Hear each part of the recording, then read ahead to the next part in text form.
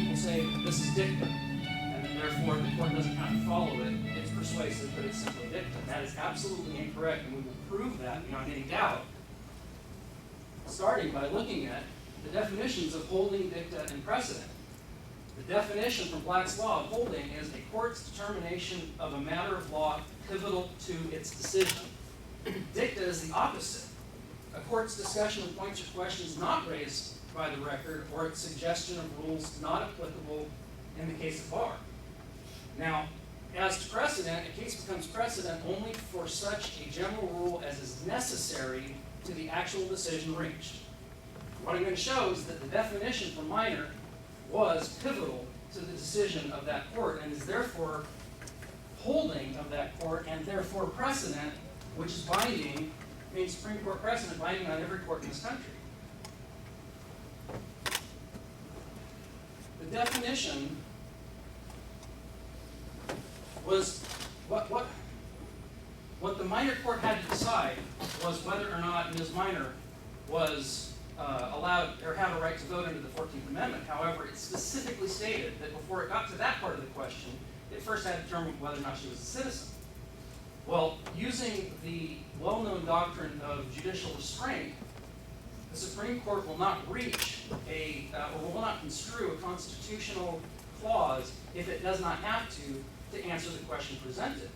And in this case, Minor was born in the United States and had both parents were citizens at the time she was born. So therefore, what the court did was it defined a natural-born citizen, and it specifically said she's a natural-born citizen. Therefore, we don't have to determine whether or not she's a citizen under any other rule. It was pivotal that she was a natural-born citizen. The definition they came to was part of the holding and is binding precedent. Now, there's other language in this paragraph that others point to as saying, well, there was doubts about this particular definition, even if it's precedent, because the paragraph goes on to say some authorities go further and include as citizens children born within the jurisdiction without reference to the citizenship of their parents. However, the court should be recognized also that the term citizen is not natural-born citizen, and the term citizen was specifically defined by the minor court on the previous page. In fact, they spent at least a couple of paragraphs discussing what a citizen was and describing how it's a very broad term. And at the end of that, they concluded that when they say citizen, they mean nothing more than this broad, nebulous term that they don't need to define and can't define. And in fact, the rest of the paragraph goes on to reflect this judicial restraint that the minor court was using when they say, for the purposes of this case, it is not necessary to solve these questions about the doubt of what a citizen is. It's sufficient for everything we have to now consider that all children born of parents within the jurisdiction are themselves citizens. In other words, Minor's a natural-born citizen, therefore she's a citizen, and they moved on to the next question, which was construing not the whole 14th Amendment, but just what rights arise from the 14th Amendment, whether or not she could have the right to vote. And by the way, that court held that the 14th Amendment does not create any new privileges or immunities. Therefore, someone who's not qualified as a natural-born citizen to run for president before the 14th Amendment does not have that right, because the 14th Amendment didn't create any new rights. They don't have that right after the 14th Amendment. So, that's the holding of Minor. A lot of people say that Minor was overruled by Kim Wong-Ark. That's absolutely not true. The holding of Kim Wong-Ark is right up here, and it's very limited. There's lots of caveats, there's lots of conditions, but the point is that the minor court, the Kim Wong-Ark court was determining what the minor court had left behind. The minor court had said, we're not going to determine what a citizen is under the 14th Amendment, because we don't have to, because she's a natural-born citizen. The Kim Wong-Ark court had that case because they had Kim Wong-Ark, whose parents weren't citizens when he was born, though he was born here. Is he a citizen? They answered that question, and that's all they answered. Everything else that they answered, everything else that's in there, anything that could possibly be construed to change the holding of Minor, the definition of natural-born citizen under Minor, was dicta, and is therefore not binding, and certainly under the rules of construction cannot overrule an earlier holding dicta certainly can't overrule holding. So the point here is, these cases don't conflict. They might look like they conflict if you read them, but if you look at the holding of Kim Wong-Art and the holding of Minor, they don't conflict. And when they clearly don't conflict, they certainly don't overrule each other. If anyone was to argue that the Minor definition of natural-born citizen is unclear as to whether or not it's required to have one parent or both parents, I would like it stated for the record that the Minor Court's definition of natural-born citizen uses the term parents. Parent is the singular. If the court wanted to use parent, it could have used parent. If the court meant mother, it could have used mother. If it meant father, it could have used father. It used the term parents, and that has to be given, again, a rule of construction. It's plain meaning. Plain meaning is both parents, so that argument doesn't fly.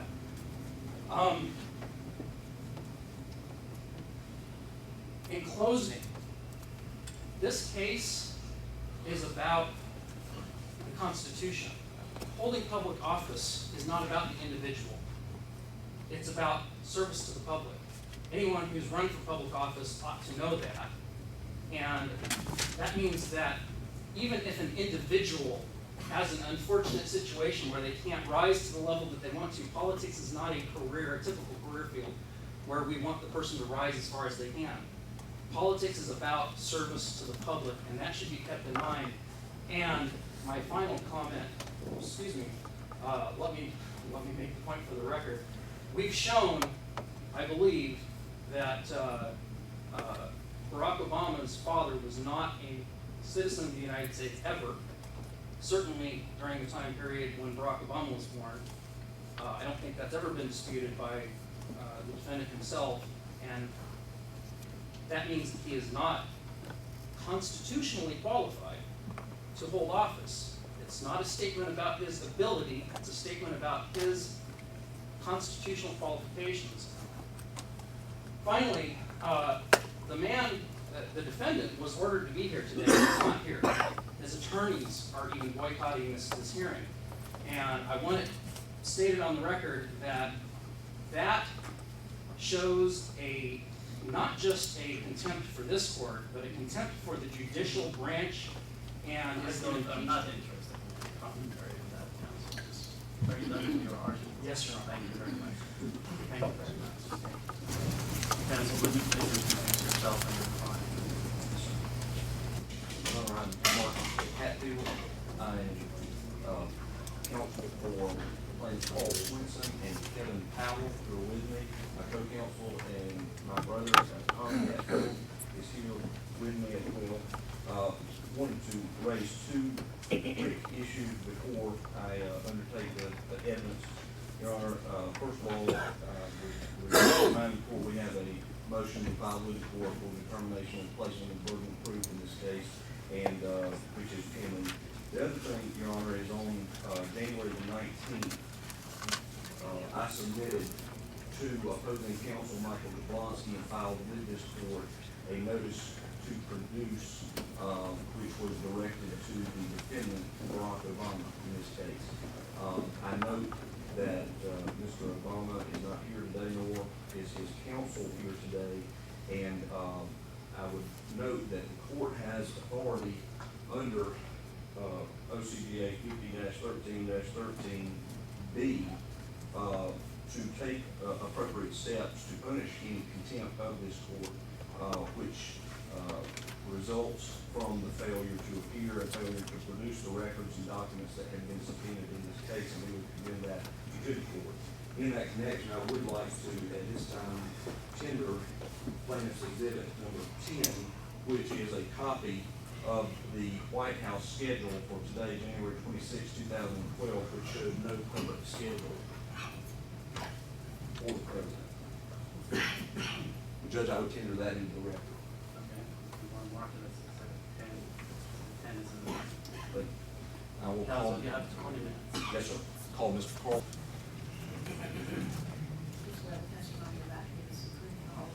I do. Will you state your name, please, full name?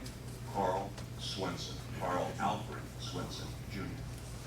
Mr. Swenson, where do you live? What's your address? 60 in Morrow, Georgia. What county is that in? Clayton. Mr. Swenson, are you a registered voter in the state of Georgia? Yes, I am.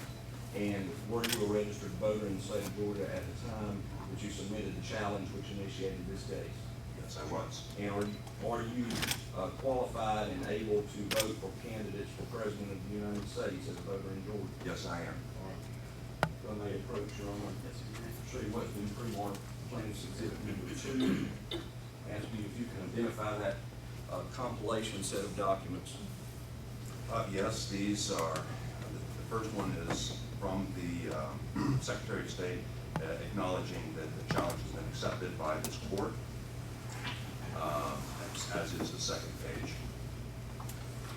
And third page is the applicable laws and regulations pertaining to this case. The fourth page is Secretary of State Kemp's acknowledgement that they are going to put this, let's see.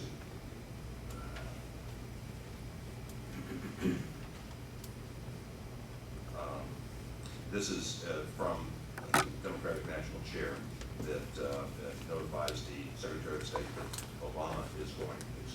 candidate Obama is going to be on the ballot. And the next page, official challenge, is what I sent to Mr. Kemp, requesting this particular hearing and having him be on notice that I was challenging Obama's being on his ballot. Okay. The last page that's in that record, is that a voter record that indicates that for you as a voter in the state of Georgia? Yes, it does. Okay. The challenge that appears within that that set of documents, was that the challenge that you filed initiating this case with the Secretary of State's office? Yes, sir. Did you file that challenge within the time limit allowed by law for filing a challenge after the qualifying period ended for presidential candidate? Yes, I did. Your Honor, with that, I would tender plaintiff's exhibit number 2 in the evidence. Exhibit 2 is in the record. Mr. Swenson, you may step down. Cole. Kevin Powell.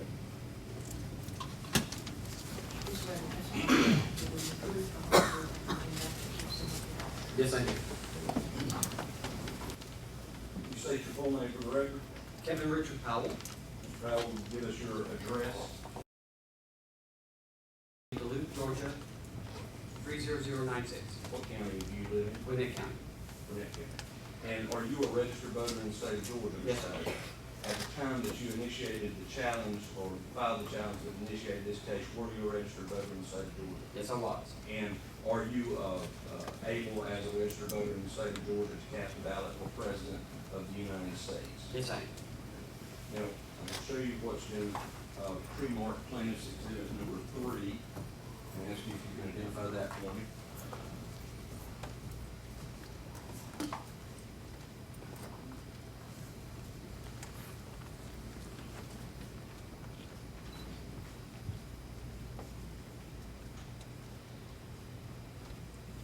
This is the, from Linda Ford to Chief Clerk, the candidate qualifications challenge for Barack Obama, and has the Georgia Code. Mr. Powell, let me sort of cut the chase for you. Yes, sir. Is that composite exhibit a record of the challenge that you filed with the Secretary of State's office challenging Barack Obama's candidacy in this case, and the related documents that were generated by the Secretary of State's office? Yes, sir, it is. Okay. I would tender plaintiff's exhibit number, is that number 3? Yes, it is. Plaintiff's exhibit number 3. Dr. Orly Tates, thank you and welcome to the Thank show you. again. Thank you for inviting me. It's wonderful.